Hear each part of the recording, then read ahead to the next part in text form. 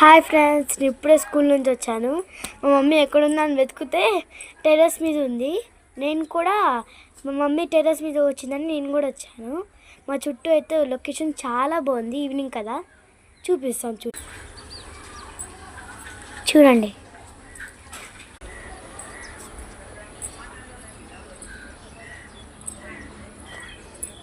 ఇంకోండి, ఇదైతే మా ఇంటి ముందు పొలం.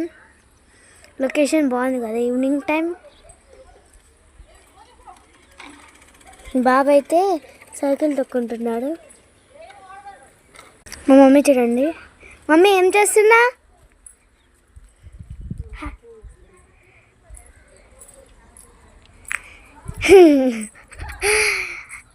మమ్మీ ఏం